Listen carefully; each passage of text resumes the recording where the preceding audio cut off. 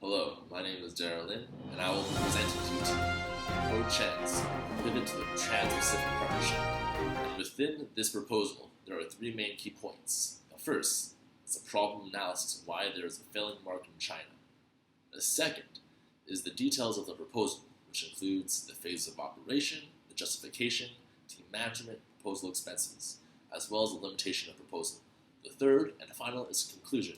So Ho Chen is a small international manufacturer that began in 1995, which specializes in electronic materials such as transistors, LED lights, and connectors.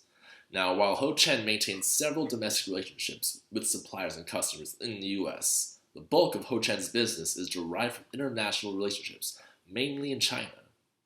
Now, here's a problem. We have evidence of a failing Chinese market.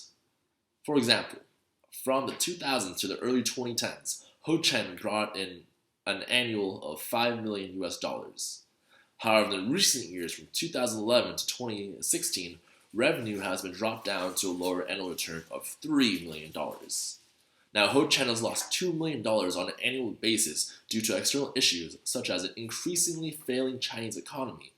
Now, this is significant because Ho Chen stands to lose up to $4 million annually in the future if proposals are not made to address this concern. So over the past several years, China's leadership has claimed a meteoric rise of growth rate of 7%, and that is extraordinary, phenomenal. However, even Li Keqiang, the Chinese financial premier, even states GDP figures are man-made and are therefore unreliable. This is because the government pours so much money into the real estate sector in order to demonstrate a healthy, thriving GDP. However, this economic manipulation belies a serious financial crisis. See, this is a serious breeding ground for asset price bubbles. You see, asset price bubbles are terrible news for any economy, especially for the private business sector. They are often the precursor to economic depression. And although this bubble is focused on real estate, its effects will manipulate realms of business all across China. So China is basically doing all in its power to keep domestic demand up by lowering its currency rates down to near 0%.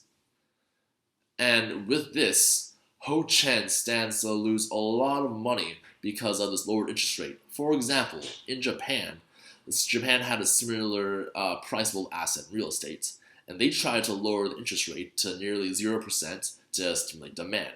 Now, it was expected this lowered interest rate would not affect the Western market. Now, Japan was wrong. International trade dropped nearly 13%. And that was with Japan. And with China, one can only think or maybe have evidence that this might happen again in the future. The solution entails pivoting distribution lines out of China into countries within the Trans-Pacific Partnership in order to expand Ho Chen's revenue. Now, phase 1 from 2016-2018 will entail entering Japan, Malaysia, and Singapore. And see, within this area is very close to China. So it's very close, easier to make the distribution lines pop out. Now within phase 2, from 2018 to 2020, we will enter Australia, New Zealand, and Brunei. And that is within the south side of China. And finally, for phase 3, 2020 to 2022, we will enter Mexico, Peru, and Chile. The fact of this matter is this proposal has a very high chance of succeeding just because of Ho Chen's low overhead costs, because it only maintains 3 full-time employees compared to giant multinational corporations of upwards of 1,000. The next topic is proposal expenses. Now, all expenses are derived from housing, traveling, as well as maintaining internet websites.